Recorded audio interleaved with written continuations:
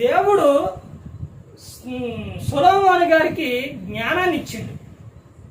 ఎలాంటి జ్ఞానం అంటే అద్భుతమైన జ్ఞానం. అసలు అంత సొలొమోను అంత జ్ఞానే లేడు. అలాంటి ఆయన స్త్రీలను వివాహం చేసుకొని కామతుపులాట అంటే కామంతో ఉన్న అతను స్త్రీలను పెళ్లి చేసుకున్న తర్వాత 700 మందిని వివాహం చేసుకోండు. తర్వాత 300 మంది ఉపపత్నులు. ఒక్క స్త్రీతో ఉండడమే అసలు పెద్ద తలకాయ నొప్పి. అలాంటిది 1000 మంది స్త్రీలంటే అసలు అతను ఒక్కొక్క స్త్రీ దగ్గరికి వెళ్ళి మరలా ఇంకొక స్త్రీ దగ్గరికి వెళ్ళడానికి సుమారు ఇవన్నీ 3 సంవత్సరాలు ఏమో పట్టేదంట సుమారు.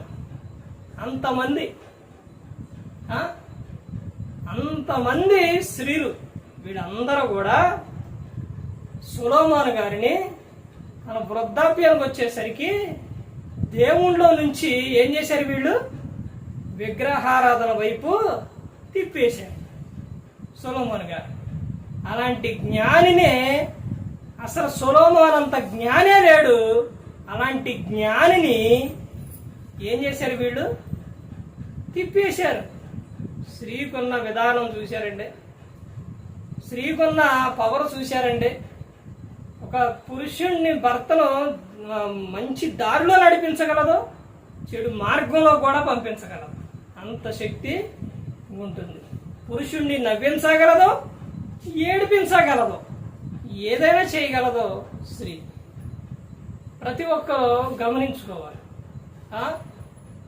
సో ప్రతి ఒక్కరు కూడా తెలుసుకోండి, ప్రతి ఒక్కరు కూడా గమనించుకోవాలి.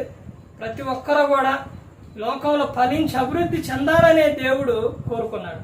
ఒక కుటుంబంగా ఏర్పడి ఆ కుటుంబం దినదినం ఫలించి అభివృద్ధి చెందాలి అని దేవుడు కోరుకున్నాడు. ఒక కుటుంబంలో వ్యక్తి భర్త కానీ పిల్లలు కానీ ఎవరైనా దూరం అయిపోతే భార్యగా తల్లిగా ఆ స్త్రీ చాలా బాధపడుతుంది. అలాగే లోకం విడిచిన తర్వాత ఒకరు నరకాన ఒకరు పరలోకాన ఉంటే మరలా వాళ్ళు అటు ఇటు రావటం అనేది కోరదు.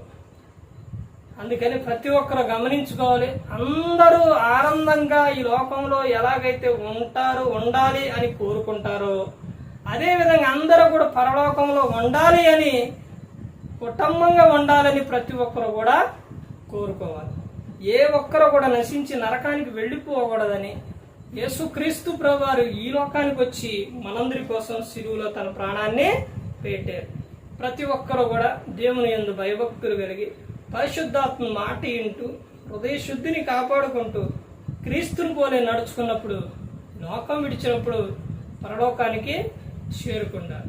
మరి ఈ విధంగా నిలబెట్టి మాట్లాడించిన తండ్రి దేవునికి కృతజ్ఞతాస్తుతులు చెల్లిస్తూ ఇంతవరకు శ్రద్ధగా ఉన్న మీకు ప్రభు పేరున హృదయపూర్వకంగా చెల్లిస్తూ మాటలు ముగిస్తున్న అందరికీ వందనాలండి.